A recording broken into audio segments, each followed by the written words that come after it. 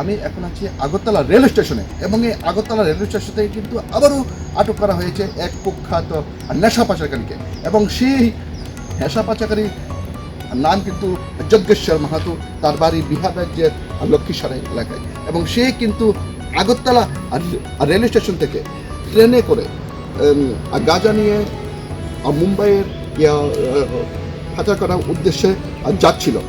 চলো না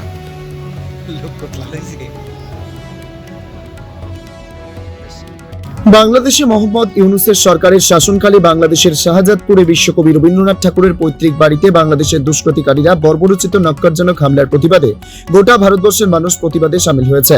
তার মধ্যে ভারত বাংলাদেশিদের অনুপ্রবেশ আটকাতে কড়া নজরদারি চালিয়ে যাচ্ছে ভারতীয় সীমান্তরক্ষী বাহিনীর জওয়ান, ত্রিপুরা স্টেট রাইফেলস জওয়ান সহ ত্রিপুরা পুলিশ প্রশাসন। সেই সাথে নেশা পাচারকারীদের বিরুদ্ধেও কড়া ব্যবস্থা গ্রহণ করে চলেছে ত্রিপুরা পুলিশ প্রশাসন। আগরতলা জিআরপি থানার পুলিশ এবং আগরতলা আরপিএফ মিলে একজন কুখ্যাত নেশা পাচারকারীকে আটক করতে সক্ষম হয়েছে আগরতলা রেলওয়ে স্টেশন থেকে এবং ধৃত নেশা পাচারকারীর কাছ থেকে বাজেয়াপ্ত করা হয়েছে মোট 2টি প্যাকেটে 3 কেজি 145 গ্রাম শুকনো গাঁজা। এই গাঁজাগুলি ধৃত নেশা পাচারকারী একটি ব্যাগে করে আগরতলা রেলওয়ে স্টেশন থেকে ট্রেনে করে মুম্বাই নিয়ে যাবার চেষ্টা করছিল বলে সংবাদ মাধ্যমকে জানিয়েছেন আগরতলা জিআরপি থানার ইন্সপেক্টর তাপস দাস। তিনি আরও জানিয়েছেন, ধৃত নেশা পাচারকারীর বিরুদ্ধে এনডিপিএস ধারায় মামলা নিয়ে তাকে পুলিশ রিমান্ডে চেয়ে আদালতে প্রেরণ করা হয়েছে। এই মামলাতে আরও অনেকে গ্রেপ্তার হতে পারে বলে অনুমান করা হচ্ছে। এই গাঁজাগুলির মুম্বাইয়ে প্রায় 80 থেকে 90 হাজার টাকা বিক্রি হতে পারে বলে ধৃত নেশা পাচারকারী জিআরপি থানার পুলিশকে জানিয়েছে। ধৃতের নাম যজ্ঞেশ্বর মাহাতো, বয়স 22 বছর, বাড়ি বিহার রাজ্যের লক্ষ্মীসরাই গ্রামে। देखिए, पहले बात है कि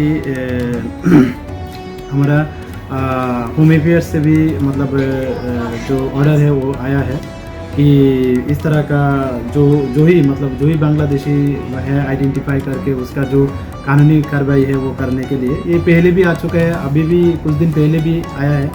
और इसी सिलसिले में हम भी हमारा जो अगरतला रेल स्टेशन की बात करो, अगरतला रेल स्टेशन में जीआरपी आरपीएफ हमारा जो बीएसएफ का जो सीक्रेट एजेंसी है और भी हमारा जो सिस्टर एजेंसी है, सब मिल के हम मतलब इसके लिए काम कर रहे हैं और ये मतलब चलता रहेगा। और आपके माध्यम से ये भी बोलो कि हम मतलब जितना हो सके मतलब 24 आवर्स हम इसमें लगा हुआ है। अगरतला रेल स्टेशन बोले या जोगिंद्रनगर या जिरानी हमारा जहाँ क्षेत्र पड़ता है, तो हम लोग सब एक साथ काम कर रहे हैं और हम लोग आइडेंटिफाई करके उन लोगों को मतलब अरेस्ट भी कर रहे हैं और अगरतला जीआरपीएस में इसी सिलसिले में केस भी हो रहा है। और हम लोग जितना हो सके इसका जो डीप में जाने के लिए कोशिश करते हैं, इंटरोगेशन करके कि इसको जो मतलब इलीगल जो क्रॉस हो रहा है इसमें कौन कौन शामिल है, किस तरह से हेल्प कर रहे हैं, तो हम लोग उसको मतलब वेरीफाई करके या हमारा जो भी इंफॉर्मेशन है वो हमारा जो और भी सिस्टर एजेंसी है, अब SIB बोलिए या नहीं बोलिए, सबके साथ शेयर करें और जो भी इसमें शामिल होगा हम लोग उन लोगों के खिलाफ लॉफुल एक्शन कर रहे हैं और आगे जाके भी करते रहेंगे। তখন কিন্তু গোপন সূত্রের সংবাদের ভিত্তিতে আগরতলা জিআরপি থানা, আগরতলা রেল পুলিশ এবং গোয়েন্দা বিভাগের কর্মীরা যৌথভাবে অভিযান চালিয়ে কিন্তু সেই কুখ্যাত নেশা পাচারকারীকে আটক করতে সক্ষম হয়েছে এবং তার কাছ থেকে টোটাল 80 থেকে 90 হাজার টাকার গাঁজা জব্দ করা হয়েছে। এবং সেই সাথে এই যে ভারতের যে ছোট্ট পার্বত্য ত্রিপুরা রাজ্য রয়েছে, সেই গিয়ে ত্রিপুরা রাজ্যে বাংলাদেশিদের অনুপ্রবেশ গিয়া বন্ধ করতে ভারতীয় সীমান্ত রক্ষী বাহিনীর জওয়ান থেকে শুরু করে Agartala rail police, Agartala GRP থানা এবং ত্রিপুরা পুলিশের কর্মীদের কিন্তু নজরদারি বেশ জোরদার দিয়ে রয়েছে এবং বাংলাদেশিরা যাতে কোনোভাবেই এই ত্রিপুরায় অনুপ্রবেশ করতে না পারে তার জন্য কিন্তু পুলিশ থেকে মানে গিয়ে শুরু করে বিএসএফ জওয়ান, তার পাশাপাশি আগরতলা জিআরপি এবং আরপিএফ কর্মীদের কিন্তু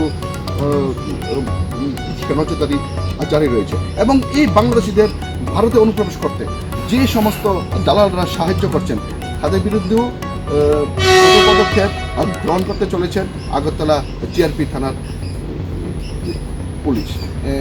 এমনই আজ সংবাদ মাধ্যমকে জানিয়েছেন আগরতলা জিআরপি থানার ইন্সপেক্টর তাপস দাস। আগরতলা থেকে ক্যামেরা সত্যজয়ী মনোজের সাথে বিক্রম কর্মকারের রিপোর্ট, জজবাত 24 বাংলা।